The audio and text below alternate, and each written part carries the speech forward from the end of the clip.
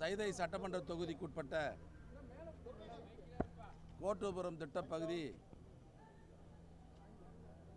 மறைந்தாலும் நம்முடைய இதயங்களில் இன்றைக்கும் வாழ்ந்து கொண்டிருக்கிற முத்தமிழர் டாக்டர் கலைஞர் அவர்கள் 1970ஆம் ஆண்டு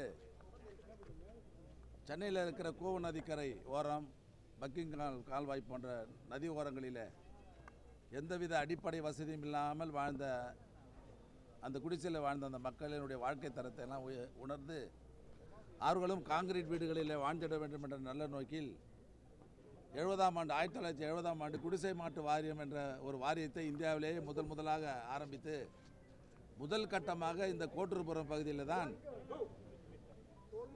அந்த ஏழை எளிய மக்களுக்கு அடுக்குமாடி வீடுகளை கட்டித்தந்து குடியமர்த்தி அந்த வீடுகளை அன்றைக்கு மூத்த தலைவராக இருந்த ஜெயபிரகாஷ் நாராயணன் அவர்களை கொண்டு வந்து அந்த திட்டப்பகுதியை திறந்து வைத்த பெருமை நம்முடைய கலைஞருக்கு உண்டு. கிட்டத்தட்ட இந்த திட்டம் தொடங்கப்பட்டதுக்கு தொடங்கி 54 ஆண்டுகள் ஆகிறது. இந்த 54 வருஷத்தில் கட்டப்பட்ட வீடுகள் தட்பவெட்ப சூழ்நிலையில் நீண்ட நாள் பயன்பாட்டின் காரணமாக சிதிலமடைந்த நிலையில் இருந்தபோது மக்களை வாழ தகுதியில்லாத அந்த நிலையை உணர்ந்த நம்முடைய மாண்புமிகு தமிழ்நாடு முதலமைச்சர் அவர்கள் அந்த வீடுகளெல்லாம் அப்புறப்படுத்தி விட்டு புதிய வீடுகள் கட்டி யாரெல்லாம் குடியிருக்கிறார்களோ அவர்களுக்கே வழங்க வேண்டும் என்று உத்தரவிட்டு, ஏற்கனவே கலைஞர் அவர்கள் 1970ஆம் ஆண்டு கட்டப்பட்ட போது இந்த ஒரு வீட்டினுடைய சதுர அடி எவ்வளோன்னு சொன்னால் 213 சதுர அடி தான். இந்த குடியிருப்பில் வந்து G+2 74 பிளாக்கில் 1476 வீடு இருந்தது பழசில். இன்றைக்கு இப்போது வந்து 1800 வீடு கட்டியிருக்கிறோம். S+6 பிளாக் 17 பிளாக்கில் இன்றைக்கி 1800 வீடுகள் கட்டப்பட்டிருக்கிறது.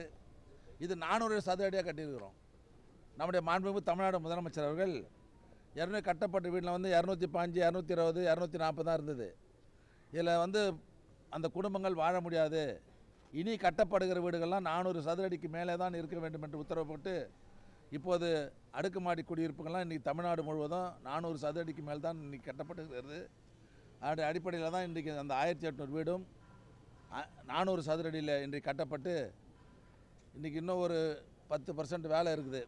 அதையும் இன்றைக்கி விரைவுபடுத்தி முடிக்க வேண்டும் என்று சொல்லியிருக்கிறோம். இந்த மாதம், அதாவது நாளைக்கு மாதம் பிறகு போது இந்த மாதம் 20ஆம் தேதிக்குள்ளாக நம்முடைய மாண்புமிகு தமிழ்நாடு முதலமைச்சருடைய திருக்கரத்தால் இந்த திட்டப்பகுதி திறக்கப்பட்டு ஏற்கனவே யாரெல்லாம் இங்கே குடியிருந்தார்களோ அவர்களுக்கே அந்த வீடுகள் வழங்கப்படும் என்பதை நான் மகிழ்ச்சியோடு தெரிவித்துக் கொள்கிறேன். அது மட்டும் இல்லை, ஏற்கனவே பயனாளிகள் பங்கு அதுக்கு முன்னே 6 லட்சம் 7 லட்சம் கட்டணும். இதை கூட தலைவர் என்ன பண்ணார், அந்த ஏழைகள்லாம் சிரமப்படுறாங்கன்னு சொல்லி 1,50,000 லட்ச ரூபா கட்டினா போகிறோன்னு சொன்னார். அந்த 1,50,000 லட்சம் கூட எங்களால் மொத்தமாக கட்ட முடியாதுன்னு அந்த ஏழைகள் சொன்னதுக்கப்புறம் மாதம் 500 ரூபா 20 வருஷத்துக்கு கட்டினா போகிறோன்னு சொல்லி உத்தரவு போட்டு அந்த சிரமத்தையும் போக்கி இருக்கிற தலைவர் தான் நம்முடைய மாண்புமிகு தமிழ்நாடு முதலமைச்சர் அவர்கள் என்பதை நான் பெருமையோடு சொல்லிக்கொள்ள கடமைப்பட்டிருக்கிறேன். இது வந்து 2 வருஷத்தில் முடிய வேண்டிய பணி. இந்த திட்டப்பகுதி 2 மாதத்துக்கு முன்பாகவே இந்த ஒப்பந்ததாரர் சிறப்பாக கட்டி 2 மாதத்துக்கு முன்பாகவே இந்த பணியை முடித்திருக்கிறார் என்பதை நான் தெரிவித்துக் கொள்கிறேன்.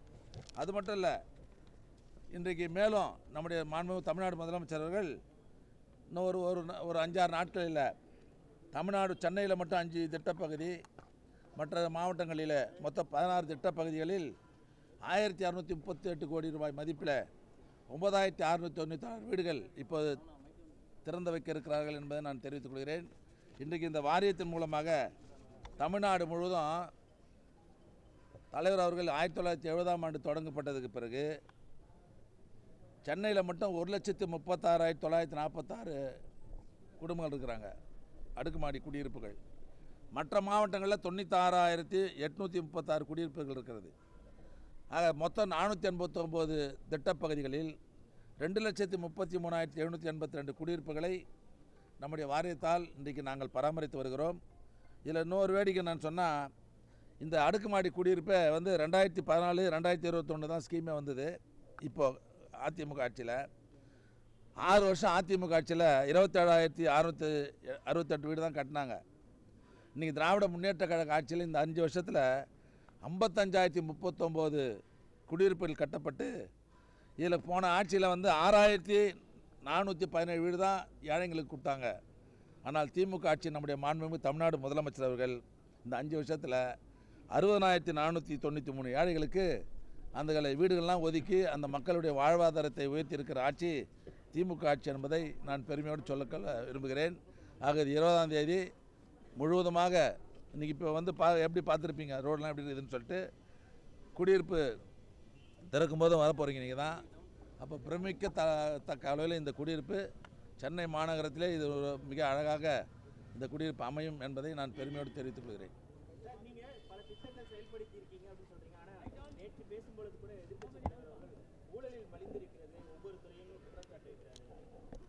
அவர் சொல்கிறாரு அவங்க ஊழல் பண்ணி ஜெயிலுக்கு போயிட்டு வந்தவங்க தான் அவங்க. 100 கோடி ரூபா ஃபைன் கட்டினாங்க, ஜெயிலுக்கு 4 வருஷம் இருந்துட்டு வந்தாங்க. அவரு எங்களை பற்றி சொல்கிறாரு. வேறு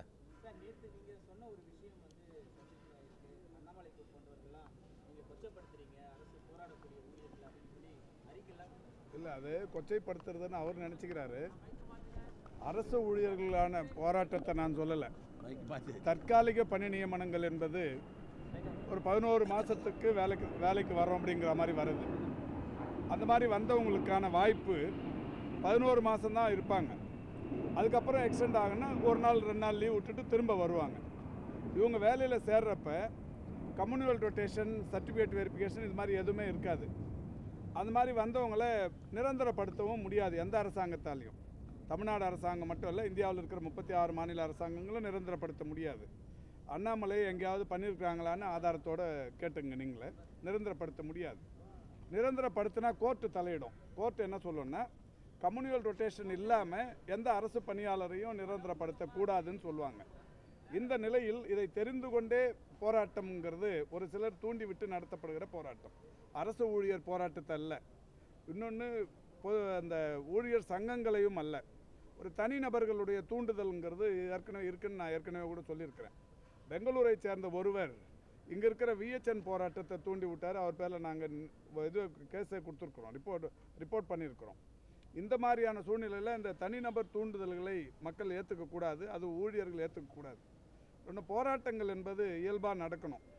தேர்தல் நடக்க போகிற நேரத்தில் அரசுக்கு அழுத்தம் கொடுக்குற வகையிலான இந்த மாதிரியான தூண்டி விடுகிற போராட்டங்கள் குறைக்கப்பட வேண்டும் என்கின்ற நோக்கத்தில் சொல்லப்பட்டதே தவிர போராட்டங்களையே கொச்சைப்படுத்துறதுங்கிறது திமுக அரசின் நோக்கமல்ல. இன்னொன்று, நான் அரசியல்வாதிங்கிறத தாண்டி முன்னாடி நான் ஒரு யூனியன் தலைவராக இருந்து தான் அரசியலுக்கு வந்திருக்கிறேன். ஒரு 1980களில் நான் ஏற்கனவே சட்டமன்றத்திலே இது பதிவு பண்ணேன். எம்ஜிஆர் முதலமைச்சராக இருக்கிறப்ப அவரை எதிர்த்து போராட்டம் நடத்தி, அவரையே தலைமைச் செயலகத்திலே போராட்டம் நடத்தி, எம்ஜிஆரையே கீழே இறங்கி வர வச்சு, ஒரு 500 பெண் தொழிலாளர்கள் முன் பேச வச்சு அவருக்கு நேருக்கு நேர் விவாதம் பண்ணவன் நான். அதனால் தொழிற்சங்கத்தை பற்றி எனக்கு நல்லா தெரியும். இவங்க என்ன சொன்னாலும் மக்கள் ஏற்றுக்கொள்வது என்பது இருக்கிறது.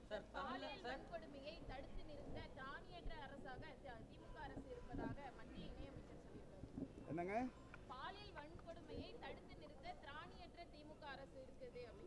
அதாவது இதுக்கான அந்த நேஷனல் கிரைம் பியூரோ NCB ஏற்கனவே இதில் எந்தெந்த சதவிகிதம் பாலியல் வன்முறைகளாக இருக்கட்டும், இல்லை கொலை குற்றங்களாக இருக்கட்டும், எந்த மாதிரி குற்றங்களுக்கு என்னென்ன சதவிகிதம் அப்படின்னு பட்டியல் போட்டு மரியாதைக்குரிய சமூக நலத்துறையின் அமைச்சர் கீதா ஜீவன் அவர்கள் சட்டமன்றத்தில் அண்மையில் தெரிவித்தார்கள். இந்தியா முழுக்க இருக்கிற 36 மாநிலங்களில் மிக குறைந்த அளவிலான இந்த குற்றச் செயல்கள் என்பது தமிழ்நாட்டில் என்பதை ஆதாரத்துடன் தெரிவித்திருக்கிறார். அதுக்கெல்லாம் மறுப்பு தெரிவிக்கிறதுக்கு அவங்களால முடியாது. இப்போவும் கூட நாங்கள் யாராக இருந்தாலுமே பொதுவெளியில் விவாதிக்க தயாராக இருக்கிறோம். எந்த குற்றச் செயலாக இருந்தாலும் தமிழ்நாட்டுக்கும் மற்ற மாநிலங்களுக்கும் இடையே இருக்கிற வித்தியாசம் மிக குறைந்த அளவிலான அந்த குற்றச்சாட்டுகள் தான் தமிழ்நாட்டில் இருக்குங்கிறது எல்லாருக்குமா தெரியும். இவங்க தேர்தலுக்காக சொல்லப்படுகிற எதுவுமே மக்கள் மத்தியில் எடுபடாது.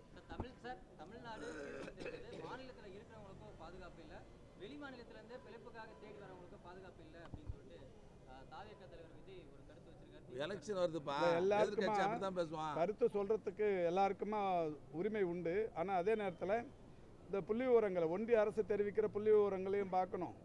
அன்றாட நிகழ்வுகளில் தினந்தோறும் நடக்கிற விஷயங்கள் மற்ற மாநிலங்களுக்கும் நம்ம மாநிலத்துக்குமா பார்க்கணும். இதையும் தாண்டி நான் ஏற்கனவே சொன்ன இந்த NCB அந்த பட்டியலையும் அவங்க எடுத்து வச்சு பார்க்கணும். இப்போ எடப்பாடி போன்றவர்கள் சொல்கிறாங்கன்னா ஒரு 4 வருஷம் அவர் இருந்தார். 4 வருஷம் நான் நேற்றுக்கு கூட சொன்னேன், ஒவ்வொரு நாளுமே ஒரு புத்தகம் போடுற அளவுக்கான குற்றப்பதிவுகள் அந்த ஆட்சியில் இருந்தது. இப்போ நடக்கிற குற்றப்பதிவுகளுக்கு அதுக்கு நீங்கள் கணக்கெடுத்திங்கன்னா 1000ல் 1 மடங்கு கூட இருக்காது. வேணும்னா ஆதாரங்களோடு நாங்கள் அவர்களோடு வாதிட தயாராக இருக்கிறோம்.